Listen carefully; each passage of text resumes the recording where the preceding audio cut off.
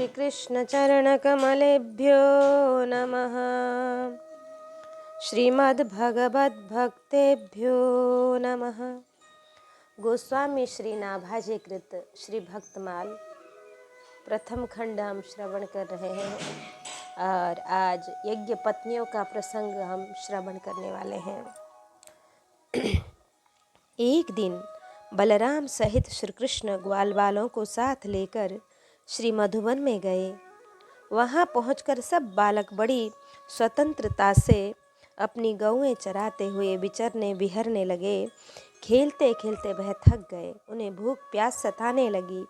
तब सब गोप शिशु श्री कृष्ण के पास आए और बोले, नैनाभिराम बलराम भैया और कन्हैया भैया, तुमने बड़े बड़े दुष्टों का संहार किया है। उन्हीं दुष्टों के समान यह भूख भी हमें सता रही है। अब तुम दोनों इसे भी बुझाने का उपाय करो। श्री कृष्ण ने मथुरा की परम भागवती ब्राह्मण पत्नियों पर अनुग्रह करने के लिए उन्होंने चिरकाल से भगवान श्याम सुंदर के अचिंत्य सौंदर्य और माधुर्य एवं उनकी मनोहर लीलाओं को सुन सुनकर अपना हृदय समर्पित कर दिया था। जो सदा सर्वदा के लिए उत्सुक रहती कि किसी प्रकार श्री कृष्ण के दर्शन हो जाएं, उनके चिर संचित मनोरथ को पूर्ण करने के लिए यह बात कही कि मेरे प्यारे मित्रों, यहाँ से थोड़ी दूर पर वेदबाही ब्राह्मण स्वर्ग की कामना से अंगिरस नाम एक यज्ञ कर रहे हैं। तुम लोग उनकी यज्ञशाला में जाओ और वहाँ जाकर श्री बलराम जी का और मेरा नाम लेकर कुछ भोजन की सामग्री मांग लाओ। तब ग्वाल बाल उन ब्राह्मणों की यज्ञशाला में जाकर दंडवत प्रणाम कर हाथ जोड़कर बड़ी नम्रता से बोले, विप्रवरो, हम ब्रज के ग्वाले भगवान श्री कृष्ण और बलराम की आज्ञा से आपके पास क्षुधा निवृत्ति निमित्त कुछ भात की याचना करते हैं। यदि आप लोगों की श्रद्धा हो तो कुछ भोजन दे दीजिए। परंतु उन ब्राह्मणों ने उनकी बातों पर कोई ध्यान नहीं दिया, हाँ या ना कुछ भी न कहा, इसलिए कि वे स्वर्गकामी कर्मजाल में उलझे हुए भगवान के भगवत स्वरूप को एकदम भूले हुए थे। निराश ग्वाल बालों ने आकर श्री कृष्ण से जब यह बात कही तो वे उन्हें धैर्य बंधाते हुए हंसकर बोले कि मेरे प्यारे ग्वाल बालों, इस बार तुम लोग उनकी पत्नियों के पास जाओ और उनसे कहो कि राम और श्याम यहाँ आए हैं। अब तुम जितना चाहोगे उतना भोजन वे तुम्हें देंगी। वे मुझसे बड़ा प्रेम करती हैं, उनका मन सदा सर्वदा मुझ में लगा रहता है। भगवान के हंसने में मधुर व्यंग्य यह है कि ब्राह्मण भांग के नाते दाऊ जी को अधिक मानते हैं। श्री ठाकुर जी हंसे कि देख लिया दाऊ जी के भक्तों को, अब हमारे भक्तों का भाव देखो। अब ग्वाल बालों ने ब्राह्मण पत्नियों को भी प्रणाम कर अपने आने का उद्देश्य व्यक्त किया तो वे श्री कृष्ण के आने की बात सुनते ही इतनी उतावली हो गईं, उनका हृदय हर्ष से खिल उठा, नेत्रों में आनंद के आंसू छलक आए। वे स्वर्ण और रत्न चांदी के पात्रों में भक्ष्य भोज्य लेह्य चुष्य चारों प्रकार की भोजन सामग्री लेकर भाई बंधु पति पुत्रों को रोकते रहने पर भी अपने प्रियतम भगवान श्री कृष्ण से मिलने के लिए घर से निकल पड़ी। ठीक वैसे ही जैसे नदियाँ समुद्र के लिए। ब्राह्मण पत्नियों ने जाकर देखा कि यमुना तट पर नए नए कोपलों से शोभायमान अशोक वन में ग्वाल बालों से घिरे हुए बलराम जी के साथ श्री कृष्ण इधर उधर घूम रहे हैं। उनके सांवले शरीर पर सुनहरा पीतांबर झिलमिला रहा है, गले में बनमाला लटक रही है, उनके मस्तक पर मोर पंख का मुकुट है, अंग अंग में रंगीन धातुओं से चित्रकारी कर रखी है, नए नए कोपलों के गुच्छे शरीर में लगाकर नट का सावेश बना रखा है। एक हाथ अपने सखा ग्वालबाल के कंधे पर रखे हुए हैं और दूसरे हाथ से कमल का फूल नचा रहे हैं। कानों में कमल के कुंडल हैं, कपोलों पर घुंघराली अलकावली लटक रही है और मुख कमल मंद मंद मुस्कान की रेखा से प्रफुल्लित हो रहा है। श्यामं हिरण्य परिधिम वनमाल्य वरहम धातु प्रवाल नटवेश मनुव्रतांशे विन्यस्त हस्ति विन्यस्त हस्तमितरेण धुनानमब्जम कर्णोत्पलालक कपोल मुखाब्जहासम। कि जिन ब्राह्मण पत्नियों ने अब तक अपने प्रियतम श्याम सुंदर के गुण और लीलाएं अपने कानों से सुन सुनकर अपने मन को उन्हीं के प्रेम रंग में रंग डाला था, उसी में सराबोर कर दिया, अब नेत्रों के मार्ग से उन्हें हृदय कुंज में ले जाकर बहुत देर तक मन ही मन आलिंगन करती रहीं और इस प्रकार उन्होंने अपने हृदय की जलन शांत की। मंद मंद मुस्काते हुए मदन मोहन श्री कृष्ण ने उनके प्रेम का अभिनंदन किया। उनके उमड़ते हुए अनुराग की भूरी भूरी सराहना करते हुए इस प्रकार बोले, देवियों, अब तुम लोग मेरा दर्शन कर चुकी, अब अपनी यज्ञशाला में लौट जाओ। तुम्हारे पति ब्राह्मण गृहस्थ हैं, वे तुम्हारे साथ मिलकर ही अपना यज्ञ पूर्ण कर सकेंगे। ब्राह्मण पत्नियों ने कहा कि प्यारे श्रुतियाँ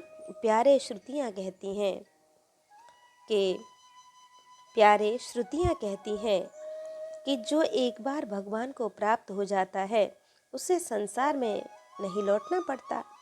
अब हम आपके चरणों में आ पड़ी हैं, हमें अब और किसी का सहारा नहीं चाहिए। हम अपने स्वजन संबंधियों की आज्ञा का उल्लंघन कर आपके पास आईं, अतः वे हमें स्वीकार भी नहीं करेंगे। हे केशव, अब तो आप ऐसी कृपा करिए कि हमें आपके श्री चरण कमलों की सेवा प्राप्त हो, हम प्रतिक्षण आपके मुखारविंद का दर्शन करती रहें। करुणा निधान प्रभु ने बहुत अच्छा कहकर उनकी प्रार्थना स्वीकार कर ली। फिर वे बालकों की मंडली में बैठ गए। तदंतर ब्राह्मण पत्नियों ने उन्हें सुधा के समान मधुर भोजन प्रदान किया। भगवान ने उस अन्न को लेकर गोप बालकों को भोजन कराया और स्वयं भी भोजन किया। इस समय आकाश से एक दिव्य अनुपम विमान उतरा। मणि रत्न जटित वह स्वर्ण का बना हुआ विमान बड़ा ही मनोरथ था। उस पर श्री कृष्ण के समान स्वरूप और श्रृंगार धारण किए हुए पार्षद विराजमान थे। वे पार्षद विमान से उतरकर श्री हरि के चरणों में प्रणाम करके बोले कि उन ब्राह्मण पत्नियों से बोले कि आप लोग इस विमान पर चढ़कर गोलोक चलें। वे यज्ञ पत्नियां श्री हरि को नमस्कार करके मनोवांछित गोलोक में जा पहुंची। वे मानव देह का परित्याग करके तत्काल दिव्य गोपी रूप हो गईं। तत्पश्चात श्री हरि ने वैष्णवी माया के द्वारा उनकी छाया निर्वाण करके ब्राह्मणों के घर में भेज दिया। यह ब्रह्म वैवर्त पुराण की कथा है। इन अनुरागी देवियों का दर्शन कर ब्राह्मणों का विवेक जागृत हुआ तो उन्हें बहुत ही पश्चाताप हुआ कि हम भगवान को पहचान नहीं सके। तब वे पछता कर अपनी निंदा करते हुए कहने लगे कि दिग्जन्म स्त्री वृंद विद्या दिग्व्रतम बहुज्ञताम दिक्कुलम दिक्क्रिया दाक्षम विमुख ए तदुक्षजे। कि हाय, हम भगवान श्री कृष्ण से विमुख हैं, अतः हमारे ऊंचे कुल में जन्म, गायत्री दीक्षा, वेद अध्ययन, यज्ञ अनुष्ठान, विद्या, व्रत, बहुज्ञता, कर्म कांड की निपुणता को धिक्कार है। श्री सूरदास जी ने भी कहा कि इन ब्राह्मणों के आत्मा धिक्कार का बड़ा मार्मिक वर्णन किया है। हम सबहि मंद भाग भगवान सो विमुख भये, धन्य वे नारी गोविंद पूजे, मुदी रहे नैन हम सबे उलूक ज्यों, भानु भगवान आए न सूझे। संग गोधन लगे खेल रस रंग में, भोर के निकसि भूखे आए, देहु तो भात कर जोरी ग्वालन कहो, अहो भूदेव तुम पे पठाए। केवल करुणा रटनी प्रात भोजन करनी, निगमहु अगम महिमा बतावे, कहाँ प्रभु की यचनी हमारे मद की मचनी, देव की रचनी कछु कही न जावे, शौच आचार गुरुकुल ही सेवा कछु, कुटिल करकस हिये बुद्धि दीनी, देखो इन तियन को भाग या जगत में, सच्चिदानंद के रंग भीनी, उमगी पहले चली पार संसार के सांबरो, कुंवर हिये माझ पोयो, धरी रहे कूर सूर लोक आस अलप, पाय अमी आश अमृत निचोयो, तिया कौतुक मिली कछुक जानी चली, कमलिनी ह्यो मन ना मिलावे, शेष त्रिपुरादि ब्रह्मादि सनकादि शुक, चरण की रेणु सिर पर चढ़ावे, यद्यपि नारायण अवतार यदुकुल विषय, सुनियो बहुभांति तो मन न आए, देखो या दैव की माया अति मोहिनी दई, दिगधूरी हम सब भुलाए, धिक जन्म जाति कुल क्रिया, स्वाहा स्वधा जोग जज जप सकल धिक हमारे, ज्ञान विज्ञान धर्म कछु कर्म नाही, ईश पद विमुख आरंभ सारे, गृह आगार संसार दुख संभवे, मिथुन मृग निर्मयो मन बिलावे, सूर की सोर हरि विमुख जग में, बड़े बुझ गयो दीप जब बड़ कहावे। इन ब्राह्मणों ने अपनी पत्नियों की बड़ी सराहना की। अहो पश्यत नारीणामपि कृष्णे जगद्गुरौ, दुरंत भावम यो विंध्यन मृत्युपाशन गृहाभिधान, कि नाशाम द्विजाति संस्कारो, न निवासो गुरावपि, न तपो नात्ममीमांसा, न शौचम न क्रिया शुभा। कितने आश्चर्य की बात है, देखो तो सही, यद्यपि ये स्त्रियां हैं तथापि जगतगुरु भगवान श्री कृष्ण में इनका कितना अगाध प्रेम है, अखंड अनुराग है। उसी से इन्होंने गृहस्थ की वह बहुत बड़ी फांसी भी काट डाली, जो मृत्यु के साथ भी नहीं कटती। इनके न तो दुजाति के योग्य संस्कार हुए हैं और न तो इन्होंने गुरुकुल में ही निवास किया है, न इन्होंने तपस्या की है और न तो आत्मा के संबंध में ही कुछ विवेक विचार किया है। कहाँ तक कहा जाए, इनमें न तो पूरी पवित्रता है और न तो शुभ कर्म ही। पुनः ब्राह्मणों ने ऐसी भगवती पत्नियों से संबंध होने से अपने भाग्य को सराहा। अहो हमारे धन्य भाग्य हैं, हम सब धन्याति धन्य हैं, तभी तो हमें ऐसी पत्नियां प्राप्त हुई हैं। इनकी भक्ति से हमारी भी बुद्धि भगवान श्री कृष्ण के अविचल प्रेम से युक्त हो गई। उन स्त्रियों में से एक को आने के समय ही उनके पति ने बलपूर्वक रोक लिया था। इस पर उस ब्राह्मण पत्नी ने भगवान के वैसे ही स्वरूप का ध्यान किया जैसा कि बहुत दिनों से सुन रखा था। जब उसका ध्यान स्थायित्व को प्राप्त हो गया, तब मन ही मन भगवान का आलिंगन करके उसने कर्म के द्वारा बने हुए अपने 5 भौतिक शरीर को छोड़ दिया। शुद्ध सत्वमय दिव्य भाव शरीर से उसने भगवान की सन्निधि प्राप्त कर ली। तत्रैका विधृता भर्त्रा भगवन्तं यथा श्रुतं, हृदोपगुह्य विजहौ देहम कर्मानुबंधनम। इस प्रसंग का बड़ा ही मर्मस्पर्शी वर्णन श्री सूरदास जी ने किया कि देखन दे वृंदावन चंदही, हा हा कंत मानि बिनतीह, कुल अभिमान छाड़ी मति मंदही, कही क्यों भूलि धरत जिय और जानत नहीं, पावन नंद नंदही, दर्शन पाई आई हो अब ही, करन सकल तेरे दुख द्वंदही, शठ समझे यह समुझत नाही, खोलत नाही कपट के फंदही। और देह छोड़ी प्राणनि भई प्रापति, सुर सुप्रभु आनंद विधि कंदही, रही बाड़ी गोपाल सो, हा हा हरिलो जान देहु पिय, पद परसत हो भाल सो, संग की सखी श्याम सन्मुख भई, मैं ही परिपशुपाल सो, परवस देह नेह अंतर्गत, क्यों मिलो नयन विशाल सो। शठ हठ करी तुही, पछिते हैं इन्हें भेंट, तो ही बाल सो। सूरदास गोपी तनु तजिके, तनमय भई नंदलाल सो। प्रियजनी रो कहीं अब जान दे, हो हरि बिरह जरे जाचती हो, इतनी बात मुहिदान दे। बैन सुनो बिहरत बन देखो, इन सुख हृदय सिरान दे। पुनि जो रुचे सोई तू कीजे, साच कहती हूँ आन दे। जो कछु कपट किए याचती हूँ, सुनहि कथा हित कान दे। मन क्रम वचन सूर अपनो, प्राण राखोगी तन मन प्राण दे। इस प्रकार हमने यज्ञ पत्नियों का प्रसंग श्रवण किया कि जिस गोपी को उनके घर वालों ने जाने की अनुमति नहीं दी थी, वह हृदय से अपने हृदय को भगवान श्री कृष्ण के चरणों में विलीन कर गईं और श्री कृष्ण की प्राप्ति उन्होंने घर बैठकर ही पा ली। इस प्रकार हमने श्रवण किया। अब हम ब्रज गोपियों का प्रसंग श्रवण करेंगे कि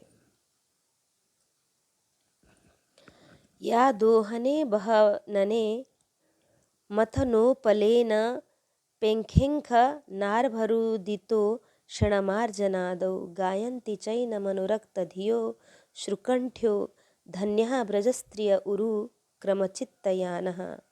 मथुरापुरी की ललनाएं ब्रज देवियों के सौभाग्य की सराहना करते हुए कहती हैं कि सखी, ब्रज की गोपियां धन्य हैं।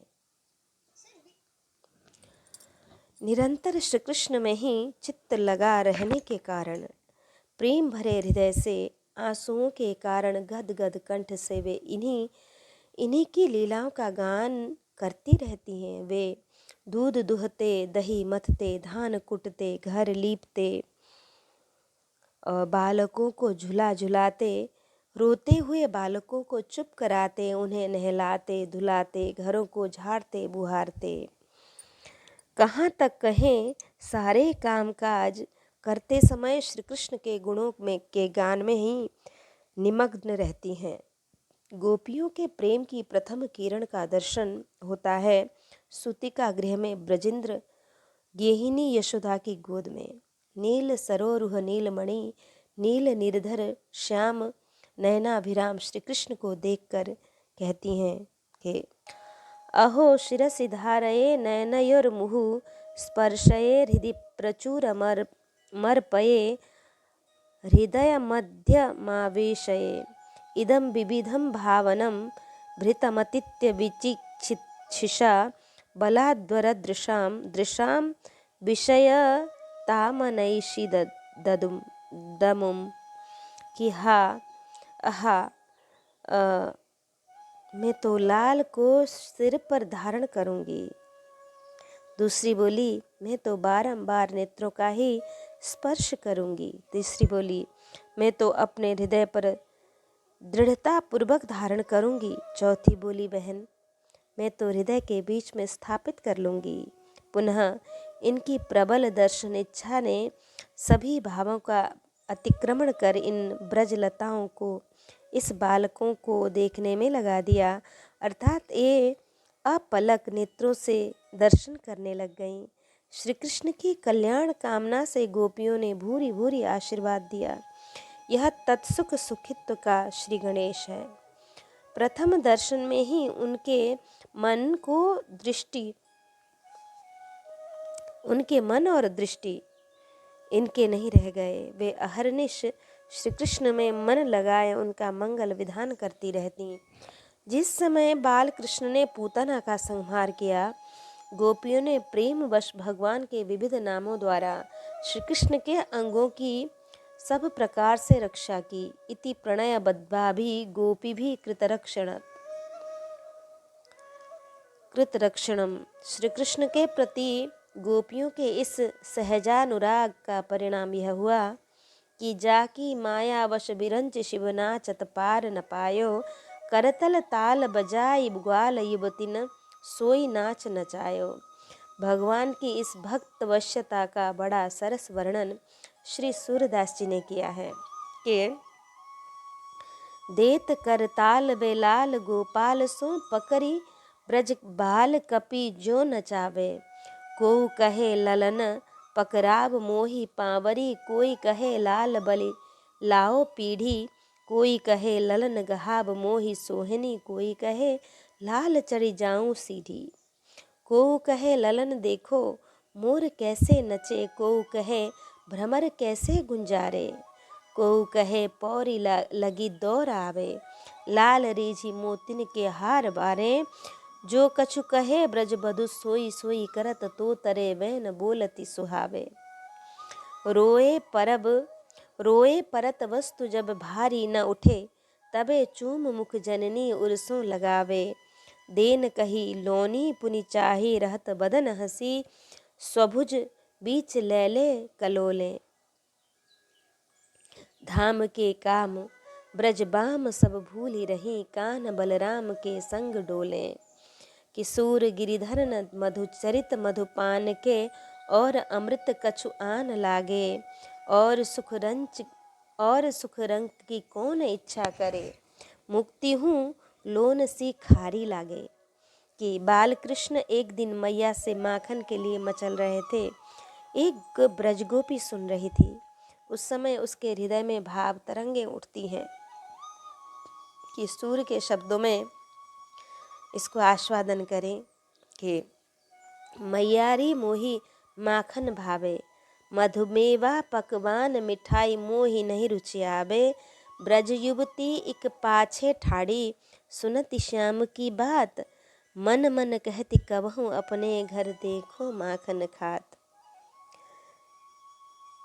बैठे जाय मथनिया के ढिंग, तब मैं रहूं छिपानी। सूरदास प्रभु अंतर्यामी, ग्वालिन की मन जानी। फिर क्या था कि भगवान श्री कृष्ण ने उस ग्वालिन के मन की बात जान ली और गए श्याम ते ही ग्वालिन के घर।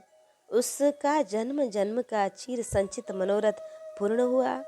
उसने श्याम सुंदर को माखन खाते तथा निज प्रतिबिंब से बतराते देखा। उसके प्रेमानंद का पारावार नहीं रहा। फूली फिरती ग्वालिन मन मेरी, कि फूली फिरती ग्वालिन मन मेरी। पूछती सखी परस्पर बातें, पार्यो पर्यो कछुक है तेरी। पुलकित रोम रोम गदगद मुखवाणी, कहत न आवे। ऐसो कहा आही सो सखीरी, मोको क्यों न सुनावे। तन न्यारो जिय एक हमारो, आहा तन न्यारो जिय एक हमारो। हम तुम एके रूप, सूर कहे सूरदास कहे ग्वालिन। सखी सो देखियो रूप अनूप, फूली फिरती ग्वालिन मन मेरी। हाँ, समस्त ब्रज में यह बात फैल गई। फिर तो प्रत्येक गोपी इस अद्भुत सुख की अभिलाषा करने लगी कि ब्रज घर घर प्रगटी यह बात। जब उस ग्वालिन के मन की बात सुनकर भगवान श्री कृष्ण उसका मनोरथ पूर्ण करने के लिए उसके घर पधारे, तो हर घर में हर ग्वालिन यही सोचती है कि ब्रज घर घर प्रगटी यही बात, कि ब्रज के हर एक गोपी के मन में यही बात प्रगटती है, यही बात आती है कि दधिमा खन चोरी करी ले, हरि ग्वाल सखा संग खात। कि मैं ऐसा देखूं कि भगवान श्री कृष्ण अपने ग्वाल बालों के साथ चोरी करें और उनको मैं माखन खाते देखूं। ब्रज बनिता यह सुनी मन हर्षी, सदन हमारे आवे। कि माखन खात अचानक पावे, भुज भरी उरही छुपावे। मन ही मन अभिलाष करती सब, हृदय धरती यह ध्यान। सूरदास प्रभु को घर में ले, देहो माखन खान। जब भगवान श्री कृष्ण माखन की चोरी करें और मैं देख लूं और झट से जाके उनको अंकमाल में भर लूं, और अंकमाल में भरते हुए माखन खाते हुए मैं उनका दर्शन करूं। इस तरह से हर घर में हर गोपियों के मन में यही बात आती है कि भक्त वांछा कल्पतरु भगवान श्री कृष्ण ने सबका मनोरथ पूर्ण किया। जब चली ब्रज घर घरनी यह बात, फिर क्या हुआ कि नंद सुत संग सखा लीने चोरी माखन खात। को कहती मेरे भवन भीतर अबहि बैठो धाई। को कहती मोही देखी द्वारे उतहि गए पराए। को कहती केही भांति हरि को देखूं अपने धाम। हेरी माखन देव आछो खाई तिन जितनो श्याम। को कहती मैं देखी पाऊं भरी धरो अंकवारी। को कहती मैं बांधी राखों को सके निर्वारी। सूर प्रभु के मिलन कारण करती विविध विचार। जोरी कर विधि को मनावती पुरुष नंद कुमार। श्याम सुंदर ने दही की मटकी फोड़ दी, माखन बंदरों को लुटा दिया। यशोदा मैया उन्हें पकड़ने के लिए चली दौड़ी और आखिर वे पकड़े ही गए। मैया ने हाथ में छड़ी लेकर उन्हें डांटना आरंभ किया तो वे डर गए, आंखों में आंसू बह चले। इसी समय कुछ ब्रजगोपियां आ जाती हैं और उस समय के इनके भाव भरे उद्गार श्री तुलसीदास जी के शब्दों में सुने कि हरि को ललित बदन निहारूं, निपट ही डांटते निठुर जो लकुट करते डारूं। मंजु अंजन सहित जलकन चुबत लोचन चारू। श्याम सारस मग मनहु शशि स्त्रवत सुधा सिंगारूं। शुभ ग उर दधि बूंद सुंदर लखी अपनपो बारू। मनहु मकरत मृदु शिखर पर लसत विशद तुषारू। कानहु पर सतर भोहे महरि मन ही विचारूं। दास तुलसी रहती जो रिस निरखी नंद कुमारों। के ब्रजेंद्र नंदन श्याम सुंदर मदन मोहन आनंद कंद श्री कृष्ण चंद की मंजुल मंगलमयी परमा शोभा के दर्शन को ही ब्रज गोपियां जीवन जन्म की नेत्रों की सफलता मानती हैं कि अक्षन्वतम फलमिदं न परम वेदामः। सख्यः पशु ननु विवेश यतुर्वयस्यै। वक्त्रं ब्रजेश सुतयोरनुवेणुजुष्टं एर्व्या निपीतम अनुरक्त कटाक्ष मोक्षम। सर्वभूत मनोहर श्री कृष्ण के वेणु रब को सुनकर विमुग्ध भई ब्रज देवियां उस वेणु माधुर्य का वर्णन करते करते तन्मय हो गईं। भावना में वे मन ही मन वहां पहुंच गई जहां प्रभु श्री कृष्ण थे। स्वमन मोहन श्री कृष्ण का दर्शन और आलिंगन कर वे गोपियां आपस में कहती हैं, अरे सखी, हमने तो आंख बालों के जीवन की और उनकी आंखों की बस यही इतनी ही सफलता समझी, और तो हमें कुछ मालूम ही नहीं वह कौन सा लाभ है। वह यही है कि श्याम सुंदर श्री कृष्ण और गौर श्याम सी बलराम ग्वाल बालकों के साथ गायों को हाँक कर वन में ले जा रहे हों या फिर लौट रहे हों, ब्रज में ला रहे हों। उन्होंने अपने अधर पर मुरली पर धर रखी हो और प्रेम भरी चितवन से हमारी ओर देख रहे हों, उस समय हम उनकी मुख माधुरी का पान करते रहें। श्री कृष्ण की रूप माधुरी, लीला माधुरी, वेणु माधुरी एवं प्रेम माधुरी में परम आसक्त भई ब्रज गोपियां परमानंद कंद श्री कृष्ण चंद्र को वर रूप में प्राप्त करने के लिए भगवती कात्यायनी की अर्चना और व्रत विधान करने लगी। वे यही मांगती कि कात्यायनी महामाये महायोगिन्यधेश्वरी नंद गोपसुतम देवी पतिम में कुरुते नमः। हे कात्यायनी, हे महामाये, हे महायोगिनी, हे सबकी एकमात्र स्वामिनी, आप नंद नंदन श्री कृष्ण को हमारा पति बना दीजिए। हे देवी, हम आपके चरणों में नमस्कार करती हैं। पूर्णमासी तिथि थी, व्रत की पूर्ति का दिन था। गोपियां नित्य प्रति यमुना तट पर आकर पूर्ववत वस्त्रों को खोलकर श्री कृष्ण के मंगलमय यश का गान करती हुई प्रसन्नता से जल विहार करने लगी। योग योगेश्वर श्री कृष्ण से उनकी अभिलाषाएं जो उनके मन में बात थी वो छिपी हुई नहीं थी। गोपियों के जल विहार के बीच ही सखाओं के संग आकर उनके सारे वस्त्र उठा लिए और बड़ी फुर्ती से वे एक कदम पर चढ़ गए।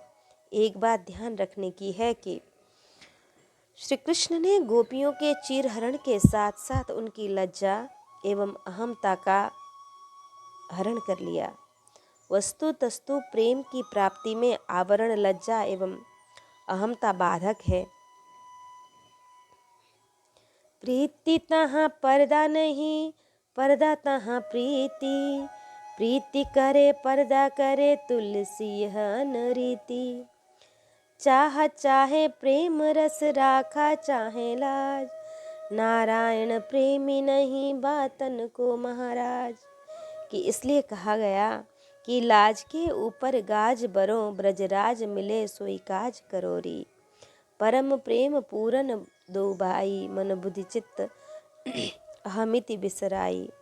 प्रेम में पूर्ण समर्पण होता है और मान समर्पण में बाधक है। अतः अहम का भी प्रभु ने हरण कर लिया। महत्व की बात यह है कि भगवान श्री कृष्ण ने प्रथम तो आवरण लज्जा एवं अहमता का अपहरण किया, फिर अंत में प्रसन्न होकर चीर प्रदान के ब्याज से लज्जा एवं अहम को भी लौटा दिया। तब इसकी संगति कैसे होगी? कि समाधान यह है कि प्रेम की प्राप्ति में ये तीनों बाधक हैं, परंतु प्रेम प्राप्त हो जाने पर ये रसवर्धक होते हैं। घूंघट, लज्जा, संकोच, अहम, मान, इनमें प्रेम की वृद्धि होती है। अतः प्रथम चीरादि का हरण करके इनको पूर्ण प्रेम प्रदान किया। कि प्रश्न यह है कि क्या प्रमाण है कि इन्हें अब पूर्ण प्रेम प्राप्त हो गया है? इसका समाधान है कि दृढ़ं प्रलब्धास्त्रपयाचहापितः, प्रस्तोभिता क्रीडन वंचकारितः, वस्त्राणि चैवा प्रहितान्यथाप्यमुं ताम्नाभ्यसूयन प्रियसंग निर्वृतः। श्री कृष्ण ने कुमारियों से छल भरी बातें की, उनका लज्जा संकोच छुड़ाया, हंसी की और कठपुतलियों के समान नचाया, यहाँ तक कि उनके वस्त्र तक हर लिए। फिर भी वे उनसे रुष्ट नहीं हुई। उनकी इन चेष्टाओं को दोष नहीं माना, बल्कि अपने प्रियतम के संग से वे और भी प्रसन्न हुई। कि यही प्रेम की कसौटी है। प्रेमी अपने प्रियतम की बड़ी से बड़ी प्रतिकूल क्रिया को भी गुण करके ही देखता है। जैसे चातक मेघ की महान निष्ठुरता प्रसिद्ध है। पैद प्रेम पथकूर, चातक के प्रति वह कम अन्याय नहीं करता। उपल बरस गरजत तरजी, डारत कुलिस कठोर, परंतु तो भी चितब की चातक मेघ तजी कबहु दूसरी ओर। पुनः बरस परस पाहन पयद, पंख करो टुक टूक। तुलसी परी न चाहिए चतुर चातक ही चूक। इसका एकमात्र कारण यही है कि चातक का मेघ से प्रेम है। अतः चढ़त न चातक चित कबहु, प्रिय पयोद के दोष। कि गोपियों की भी यही दशा है। अतः सिद्ध होता है कि इन्हें पूर्ण प्रेम प्राप्त हो गया है।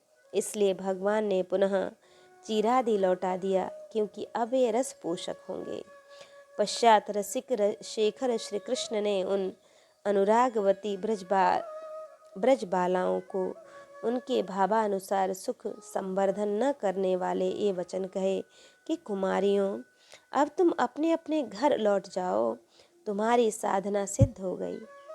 तुम आने वाली शरद ऋतु की रात्रि में मेरे साथ विहार करोगी।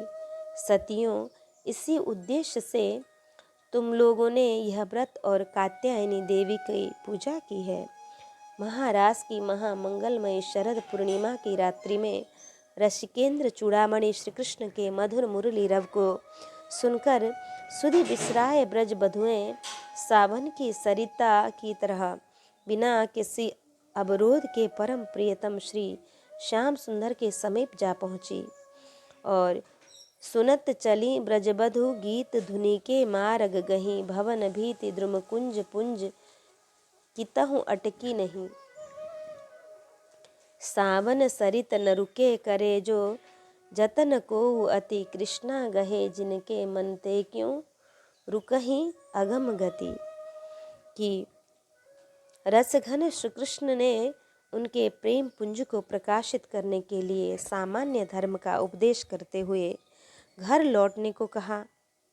उस समय उन ब्रज देवियों ने जो कहा है वह प्रेम का सर्वोत्तम आदर्श स्वरूप है कि मैवं विभोरहति भवान गदितुं नृशंसन संत्यज्य सर्व विषयान् स्तव पादमूलाम् भक्ता भजस्व दुरभ ग्रहमातिजस्मन् देवो यथादि पुरुषो भजते मुमुक्षुन् यत्पत्यपत्य सुहृदा मनोवृत्तिरंगम स्त्रीणां स्वधर्म इति धर्म विधात युक्तम् अस्त्वेदमे तदुपदेश पदे त्वयीशे पृष्ठो भमांस्तनुभृतां किल बन्धुरात्मा चित्तं सुखेन भवतापहृतं गृहेषु यन्निर्विशत्युतकरावपि गृह्यकृत्ये पादौ पदं न चलतस्तव पादमूलाद् याम कथम ब्रजमथो करवाम किंबा।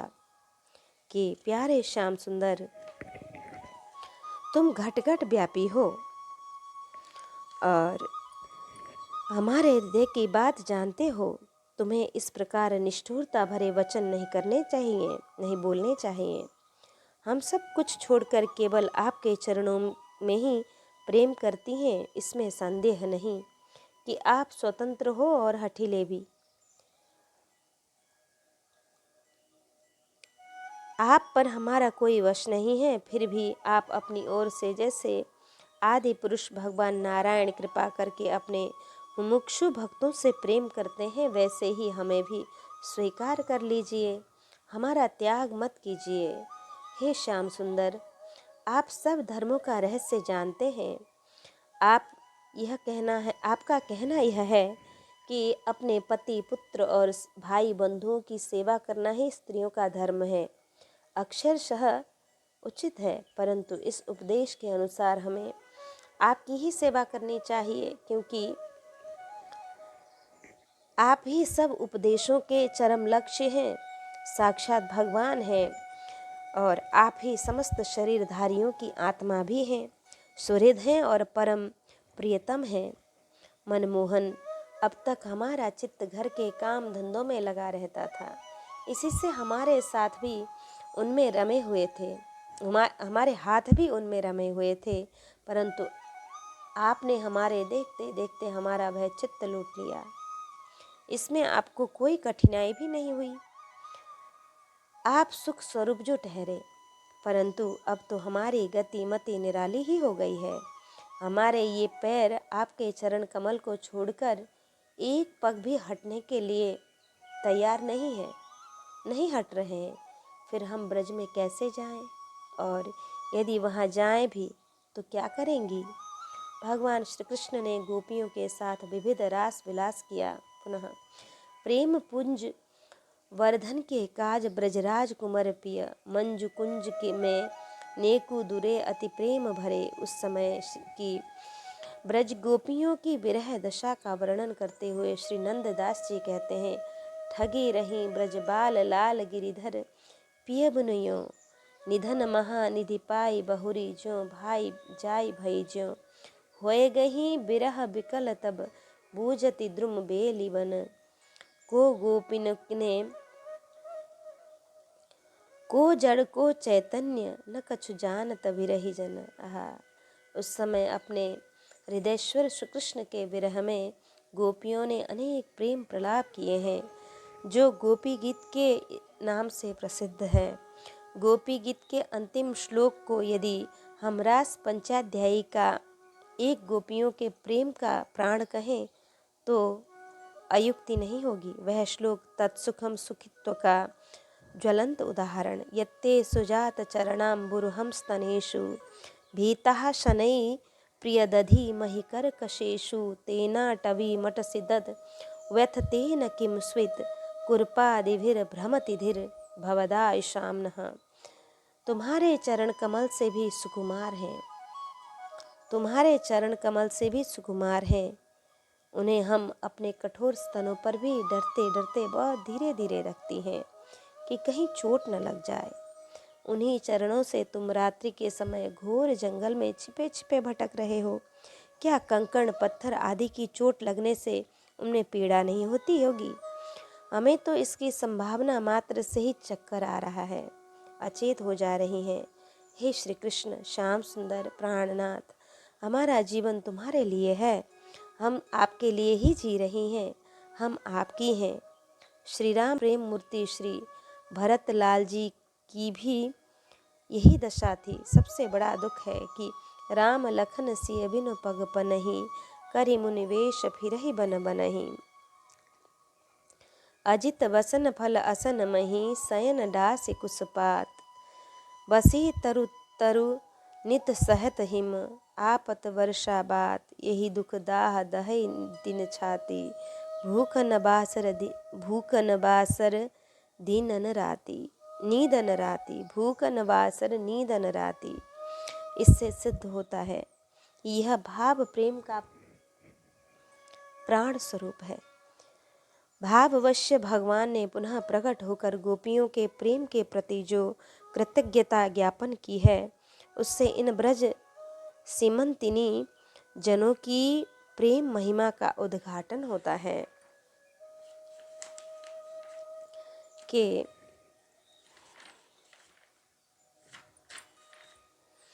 न पारमेयं निरबद्ध संयुजां स्वसाधुकृत्यं विबुधायुषापिवः, या मा भजन दुर्जर गेह श्रृंखलः, समृश्च तद्वह प्रतियातु साधुना। मेरी प्यारी गोपियों, तुमने मेरे लिए घर गृहस्थी की उन बेड़ियों को तोड़ डाला है जिन्हें बड़े बड़े योगी यति भी नहीं तोड़ पाते। मुझसे तुम्हारा यह मिलन, यह आत्मिक संयोग सर्वथा निर्मल और सर्वथा निर्दोष है। यदि मैं अमर शरीर से, अमर जीवन से अनंत काल तक तुम्हारे प्रेम सेवा त्याग का बदला चुकाना चाहूँ तो भी नहीं चुका सकता। मैं जन्म जन्म के लिए तुम्हारा ऋणी हूँ। तुम अपने सौम्य स्वभाव से प्रेम से मुझे उऋण कर सकती हो, परंतु मैं तुम्हारा ऋणी ही हूँ। संदेशा देकर भेजते समय भगवान ने उद्धव जी से कहा था कि ता मन मनस का मत प्राणा मदर्थे तिक्त दैहिकः, ये व्यक्त लोक धर्मांश मदर्थे तान बिभर मिहम। कि हे उद्धव, गोपियों ने अपना मन मुझको समर्पण कर दिया। मैं ही उनके प्राण हूँ। मेरे लिए उन्होंने अपने देह के सारे व्यवहार छोड़ दिए हैं। जो लोग मेरे लिए समस्त लौकिक धर्म को छोड़ देते हैं, उनको मैं सुख पहुँचाता हूँ। प्रेम का पूर्ण प्रकाश विरह में होता है। श्री रामावतार में वनवास रूप विरह का मुख्य प्रयोजन एकमात्र परम धीर परम गंभीर भाव मूर्ति श्री भरतलाल जी के अगाध अंतस्थल में छिपे अनंत प्रेम महारणम को प्रकट करता है। प्रेम अमीय मंदर बिरह भरत पयोधि गंभीर, मथि प्रगटे सुर साधु हित कृपा सिंधु रघुवीर। वैसे ही श्री कृष्ण अवतार में माथुर लीला गोपियों के प्रेम के महाप्रकाश के लिए है। जब गोपियों ने सुना कि हमारे मनमोहन श्याम सुंदर और गौर सुंदर बलराम जी को मथुरा ले जाने के लिए अक्रूर जी ब्रज में आए हैं, तब उनके हृदय में बड़ी व्यथा हुई। उनके हृदय की व्यथा कौन वर्णन कर सकता है। वे व्याकुल हो गईं और मन ही मन अपने प्यारे की अनंत आनंददायिनी उदारता भरी विविध लीलाओं का चिंतन करते हुए उनके विरह भय से कातर हो गईं। आँखों में आंसू भरे गद गद स्वर से वे आपस में कभी तो ब्रह्मा जी के ऊपर दोषारोपण करती, यथा अहो विधातस्तव न क्वचिद दया, कभी अक्रूर की अक्रूर जी को कोसती कि अक्रूर इत्ते अक्रूर इत्तेत तदीव दारुण। कभी प्यारे श्री कृष्ण को ही कि ननंद सुनु क्षणभंग सौहृदम कहकर अपने हृदय के विरह भार को कुछ हल्का करती, क्योंकि कहे हुते कछु दुख घटी होई। श्री कृष्ण गृहित मानस वे ब्रज ललनाएं विरह की संभावना से अत्यंत आर्त हो लज्जा छोड़कर हे गोविंद, हे दामोदर, हे माधव इस प्रकार उच्च स्वर से पुकार पुकार कर सुस्वर रुदन करने लगे। अक्रूर श्री कृष्ण बलराम को रथ में बैठा कर ले चले। उस समय की इनकी विरह दशा का वर्णन करते हुए कविवर श्री बिहारी जी कहते हैं कि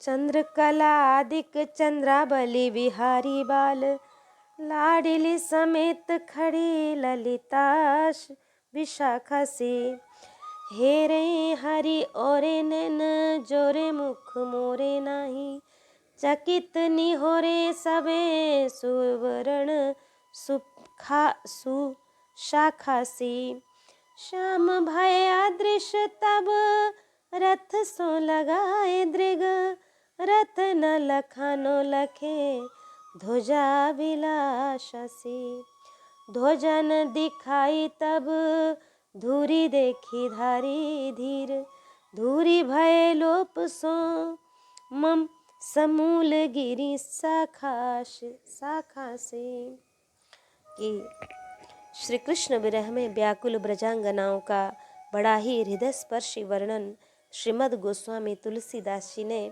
श्री कृष्ण गीतावली में किया कि जब ते ब्रज तज गयो कन्हाई तब ते विरह रवि उदित एक रस सखी बिछुरन वृष पाई घटत न तेज चलत नाहिन रथ रह्यो उर नभ पर छाई इंद्रिय रूप राशि सोचही सुठी सुधि सबकी बिसराई भयो शोक भय कोक कोक नद भ्रम भ्रमरनी सुखदाई चित चकोर मन मोर कुमुद मुद सकल बिकल अधिकाई तनु तड़ाग बल बारी सुखन लाग्यो परिकुरुपता काई के प्राणमीन दिन दीन दुबरे दशा दुसह अब आई तुलसीदास मनोरथ मन मृग मरत जहाँ तहाँ धाई राम श्याम सावन भादो बिनु जिए की जरनी न जाई। सखी,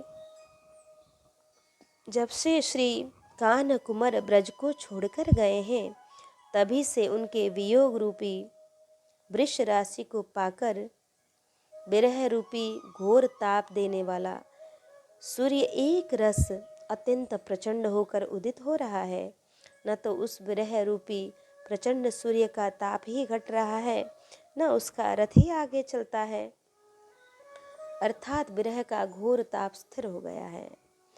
वह हृदय रूपी आकाश पर छा रहा है। इंद्रियां अन्य सब की सुधि भुलाकर श्री श्याम सुंदर की मनोहर रूप राशि का ही चिंतन कर रही हैं। यह विरह सूर्य का प्रचंड ताप जहाँ एक और शोक रूपी चकवे भय रूपी कमल तथा भ्रम रूपी भंवरों को सुखदाई है, वहीं दूसरी ओर चित्त रूपी चकोर मन रूपी मयूर और मोद हर्ष रूपी कुमुद अत्यंत व्याकुल है। शरीर रूपी सरोवर का बल रूपी जल सूखने लगा, उस पर कुरूपता की काई भी पड़ गई। प्राण रूपी मछलियां दिनों दिन और दुर्बल होने लगीं। इनकी दशा इस समय असह्य हो गई है। तुलसीदास जी कहते हैं कि मन के मनोरथ रूपी हरिण जहाँ तहाँ दौड़कर ताप से मर रहे हैं। श्री बलराम और श्री श्याम सुंदर रूपी सावन भादों के आए बिना हृदय की जलन कभी शांत नहीं होगी। गोपी जन बल्लभ श्री कृष्ण ने अपने प्रिय मित्र वेदांत केशरी उद्धव को गोपियों की विरह वेदना को ज्ञानोपदेश द्वारा दूर करने के लिए भेजा। ब्रज ब्रजा ब्रजागमन पर गोपियों की प्रेमोत्कंठा का बड़ा ही सरस चित्रण श्री रत्नाकर जी ने भी किया कि भेजे मन भावन के उधब के आवन की सुधि ब्रज गावन में पावन जबे लगी कहे रत्ना कर गुवालिन की झोरी झोरी दौरी दौरी नंद पौरी आवन तबे लगी उर उझकी पाद कंजन को पंजनी पे पेखी पेखी पाती छाती सुहनी झबे लगे हमको लिख्यो है कहा हमको लिख्यो है कहा हमको लिख्यो है कहा कहन सबे लगी। ब्रज देवियों की उस प्रेमातुरता को देखकर उद्धव की दशा होती है। उससे सुनिए कि दीन दशा देखी ब्रज बालिन की उद्धव को गरिगो गुमान ज्ञान गौरव गुठाने से कहे रत्नाकर न आए मुख बैन नैन नीर भरी ल्याए भय सकुचनी सिहाने से सूखे से श्रमे से सकवके से सके से थके भूले से भ्रमे से भवरे से भवुबाने से हौले से हले से हुले से हिय में हाय हारे से हरे से रहे हेरत हिराने से। बहुत धैर्य धारण कर उद्धव ने श्री श्याम सुंदर के हाथ की लिखी पत्रिका देते हुए अपनी ओर ज्ञान की बात कही कि सोई कान्ह सोई तुम सोई सब ही लखो घट घट अंतर अनंत श्याम घन को कहे रत्ना करना भेद भावना सो भरो बारिधियों बूंद बिचारी बिछुरन को अभी चल चाहत में लाप तो बिलाप त्यागी जुग जुगती करी जुगावो ज्ञान धन को जीव आत्मा को परमात्मा में लीन करो छीन करो तन को न दिन करो मन को। योग ज्ञान ध्यान समाधि की शुष्क वार्ता ने इन रसिकनी गोपियों के हृदय को उद्वेलित कर दिया कि सुनी सुनी उद्धव की अकह कहानी कान को ठहरानी को थन ही थिरानी है कहे रत्ना कर रिसानी बरारानी को कोई बिल लानी बिक लानी बिथ कानी है को सेद सानी को भरी दृग पानी रही को घूमी घूमी परी भूमि मुरझानी है को शाम शाम के बहकी बिल खानी को कोमल करे जो थामी सहमी सुखानी है।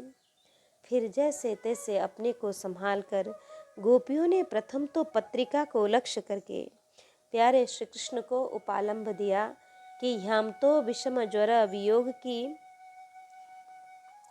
चढ़ाई यह पाती कौन रोग की पठावन दवाई है। तत्पश्चात उद्धव के योग और ज्ञान को लक्ष्य करके गोपियों ने जो उत्तर दिया है उसे सुनकर प्रकांड पंडित परम ज्ञानवान उद्धव एकदम निरुत्तर हो जाते हैं कि सरग न चाहे अप बरगन चाहे सुनो भुक्ति मुक्ति दो सो विरक्ति उराने हम कहे रत्ना कर तिहारे जोग माही तन मन सासनी की सासती प्रमाणे हम एक ब्रज चंद कृपा मंद मुस्कानी ही में लोक पर लोक को आनंद जिय जाने हम। जाके या वियोग दुख, हूँ में सुख ऐसो कछु। जाहि पाई ब्रह्म सुख, हूँ में दुख माने हम। कीजे ज्ञान भानु को प्रकाश, गिरी श्रृंगन पे। ब्रज में तिहारी कला, अनेकु खटी है नहीं। कहे रत्ना करना, प्रेम तरु पे सुखी। या की डार पात तृण, तुल घटी है नहीं। रसना हमारी चारों, चातकी बनी है उधो। पी पी की बिहाई रट, और रटी है नहीं। लौटी पोटी बात को बवंडर बनावत क्यों। ये ते हमारे घन, श्याम हटी है नहीं। ये ते हमारे घन, श्याम हटी है नहीं। निर्गुण निराकार ब्रह्म के संबंध में अपना विचार प्रकट करते हुए गोपियां कहती हैं कि कर बिनु कैसे गाए, दूही है हमारी बहा। पद बिनु कैसे नाची, थिर की रिझाई है। कहे रत्ना कर, वदन बिनु कैसे चाखी। माखन बजाई बिनु, गोधन गवाई है। देखी सुनी कैसे दृग, स्त्रबन बिना ही हाय। भोरे ब्रजवासिन की, विपत्ति बराई है। राबरो अनूप को, अलख अरूप ब्रह्म। उधो कहो कौन धो, हमारे काम आई है। उधो कहो कौन धो, हमारे काम आई है। एक गोपी ने कहा, सखी छोड़ इन बातन को। उधो जी आपसे यह पूछती हूँ कि कहो, उधो कहो सुधो सो। संदेश पहले तो यह, प्यारे परदेस ते कबे धो पध पगधारी हैं। कहे रत्ना कर, तिहारी परी बातन में। मीडी हम कबलो, करे जो मन मारी है। लाई लाई पाती छाती, कबलो सिरह धाय। धरी धरी ध्यान धीर, कब लगी धारी है। बैनन उचारी है, उराहनो कबे धो सवे। शाम को सलोनो रूप, नैनन निहारी है। शाम को सलोनो रूप, नैनन निहारी है। किसी ने कहा, उधो यह तो बताओ, षट रस व्यंजन तो रंजन सदा ही करे। उधो अब नीत हूँ, सप्रीति कहूँ पावे हैं। कहो रत्ना कर, विरद तो बखाने सभी। साची कहो कहते कहीं, लालन लड़ावे हैं। रतन सिंहासन, विराज पाक शासन लो। जग जहूँ पासन ते, शासन चलावे हैं। जाई यमुना पे को, बट छाही माही पासुरी। उमाही कबो बांसुरी, बांसुरी बजावे हैं। प्यारे श्याम सुंदर की मधुर स्मृति में तन्मयता को प्राप्त भई एक और गोपी ने कहा कि श्याम तन श्याम मन, श्याम ही हमारो धन।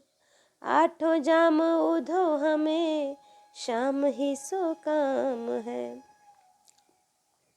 श्याम है श्याम जिए, श्याम बिनु नहीं तिए। आधे की सिलाकरी, आधार श्याम नाम है। श्याम गति श्याम मति, श्याम ही है प्राणपति। श्याम सुखदाई सो, भलाई शोभा धाम है। उधो तुम भये बौरे, पाती लेके आए दौरे, जोग कहाँ राखे यहाँ, रोम रोम श्याम है। एक और गोपी ने कहा कि प्राणनी के प्यारे तन, ताप के हरन हारे, नंद के दुलारे ब्रज, वारे उमहत हैं। कहे पद्मा कर उरझे उर अंतरयूं, अंतर चाहे हूँ तेना, अंतर चाहत है। नैनन बसे हैं अंग, अंग नीलसे हैं रोम, रोम हुल से है निक, से है को कहत है। उधो वे गोविंद, मथुरा में कोई और यहाँ, मेरे तो गोविंद मोही, मोही में रहत हैं। किसी गोपी ने कहा कि उधो मन न भये 10-20, एक हुतो सो गयो श्याम संग, को अब राधे ईस। एवं प्रकारेण गोपियाँ अपनी अपनी भावनाओं को अभिव्यक्त कर रही थीं कि उसी समय एक भौरा उनके पास आकर गुनगुनाने लगा। गोपियों ने ऐसा समझा कि मानो हमें रूठी हुई समझकर श्री कृष्ण ने मनाने के लिए दूत भेजा हो। फिर तो एक गोपी ने भ्रमर को लक्ष्य करके प्यारे श्री कृष्ण को खूब मधुर प्रभोपालंब दिया कि मधुपकितव बंधो माश्मिषाङ्घ्रिं सपत्न्यः, कुचविलुलितमाला कुङ्कुमश्मश्रुभिर्नः, वहतु मधुपतिस्तन्मानिनीनां प्रसादं, यदु सदसि विरम्यं यस्य दूतस्त्वमिदृक्। कि रे मधुप, तू कपटी का सखा है, इसलिए तू कपटी है। तू हमारे पैरों को मत छू, झूठे प्रणाम करके हमसे अनुनय मत कर। हम देख रहे हैं कि श्री कृष्ण जी को बनमाला हमारी सौतों के वक्षस्थल के स्पर्श से मसली हुई उसका पीला पीला कुमकुम तेरे मूँछों में भी लगा है। तू स्वयं भी तो किसी कुसुम से प्रेम नहीं करता, यहाँ से वहाँ उड़ा करता है। तेरे जैसे स्वामी वैसा ही तू भी है, जैसे तेरे स्वामी वैसा ही तू भी है। मधुपति श्री कृष्ण मथुरा की मानिनी स्त्रियों को मनाया करें, उनका वह कुमकुम रूप कृपा प्रसाद जो यदुवंशियों की सभा में उपहास करने योग्य है, अपने पास ही रखें। उसे तेरे द्वारा यहाँ भेजने की क्या आवश्यकता है। आदि आदि गोपियों की इस प्रकार श्री कृष्ण में तन्मयता देखकर उद्धव प्रेमानंद में विभोर होकर उनको नमस्कार कर उनका यशोगान करने लगे। और यता परम तनुभृतो भुवि गोपबद्धवो, गोविंद एवं निखिलात्मनि रूढ़ भावा, वाञ्छन्ति यद भवभीयो मुनये वयं च, किं ब्रह्म जन्मभिरनंत कथार सत्य। कि इस पृथ्वी पर केवल इन गोपियों का ही शरीर धारण करना श्रेष्ठ एवं सफल है, क्योंकि वे सर्वात्मा भगवान श्री कृष्ण के परम प्रेममय दिव्य महाभाव में स्थित हो गई हैं। प्रेम की यही ऊंची से ऊंची स्थिति संसार के भय से भीत मुमुक्षु जनों के लिए ही नहीं, अपितु बड़े बड़े मुनियों, मुक्त पुरुषों तथा हम भक्त जनों के लिए भी अभिवांछनीय ही है। हमें इसकी प्राप्ति अभी नहीं हो सकती। सत्य है, जिन्हें भगवान श्री कृष्ण की लीला कथा के रस का चस्का लग गया है, उन्हें कुलीनता का दुजाति समुचित संस्कार की और बड़े बड़े यज्ञादियों में दीक्षित होने की क्या आवश्यकता। अथवा यदि भगवान की कथा का रस नहीं मिला, उसमें रुचि नहीं हुई, तो अनेक महाकल्पों तक बार बार ब्रह्मा होने से भी क्या लाभ। इस प्रकार से गोपियों की बहुत बहुत स्तुति प्रशंसा करके श्री उद्धव जी ने इनके चरण रज की आकांक्षा की। आशा महो चरण रेणु जुषा महं स्याम वृंदावने किमपि गुल्मलतौषधीनां या दुस्त्यजं स्वजन मार्यपथं च हित्वा भेजुर्मुकुन्दपदवीं श्रुतिभिर्विमृग्याम।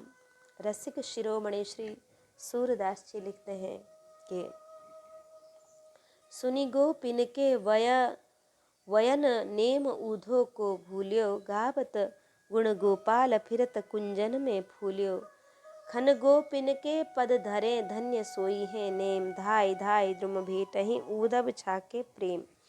गोपी भाव भावित श्री उद्धव जी कुछ काल तक ब्रज में रहकर क्या खोकर एवं क्या लेकर लौटे, इसका बड़ा ही भावपूर्ण वर्णन श्री रत्नाकर जी ने उद्धव शतक में लिखा कि आयो लौटी लज्जित न वायने न उधो अब सब सुख साधन को सुधो सो जतन ले कहे रत्नाकर गवाए गुण गौरव गर्भ गढ़ी को परिपूरन पतन ले छाए नैन नीर छाए नैन नीर पीर कसक कमाए उर दीनता के भार सुन तन ले प्रेम रस रुचिर विराग तुमड़ी में पूरे ज्ञान गुदड़ी में अनुराग सोरतन ले। कि अद्वैत वेदांत निष्णात उद्धव अब प्रेम सरोवर में स्नान कर प्रेमी बन गए। धन्य है प्रेम की महामहिमा। जो निज ज्ञान योग द्वारा गोपियों के प्रेम पर विजय पाने की अभिलाषा से आए थे, वही अब स्वयं प्रेम रंग में रंगे गोपियों की ओर से उनके प्रेम की वकालत कर रहे हैं। कि रसिक कवि श्री नंददास जी ने इसका अत्यंत आकर्षण वर्णन किया कि पुनि पुनि कहो अहो श्याम जाए वृंदावन रहिए परम प्रेम को पुंज जहाँ गोपिन संग लहिए और काम सब छोड़ी के उन लोगन सुख देहूँ ना तरु टूट्यो जात है अभी नेह स्नेहु करेगो फिर कहा सुनत सखा के बैन नैन भरी आए दो विवश प्रेम आवेश रही सुधि नाही को रोम रोम प्रति गोपिन होए रही सांबर गात कल्प तरो रुहर सांवरो ब्रज बनिता भईपात उलझी अंग अंगते कि हुए सचेत कही भले सखा पठये सुधि लावन अबगुन हमरे आई तहाँ ते लगे बतावन मोमे उनमें अंतरो एको छिन भर नाही जो देखो मो माही वे त्यों ही उन्हीं माही तरंगिनी बारी ज्यों कि गोपी रूप दिखाए तबे मोहन बनबारी ऊधव भ्रम ही निबारी डारी मुख मोह की जारी आपन रूप दिखाए पुनि गोपी रूप दुराय नंददास पावन भये जे यही लीला गाय प्रेम रस पुंजिनी। श्री परमानंद दास जी इन ब्रज देवियों के अनुराग की स्तुति करते हैं कि गोपी प्रेम की ध्वजा जिन जगदीश किए वश अपने उर्धरि श्याम भुजा सुख मुनि व्यास प्रशंस कीनो उद्धव संत सराही धन्य भाग गोकुल की बनिता अति पुनीता भव माही गोपी प्रेम पुंज की ध्वजा। कहा विप्र घर जन्म ही पाए हरि सेवा विधि नाही ते पुनीत दास परमानंद जे हरि सन्मुख जाहि गोपी प्रेम की ध्वजा।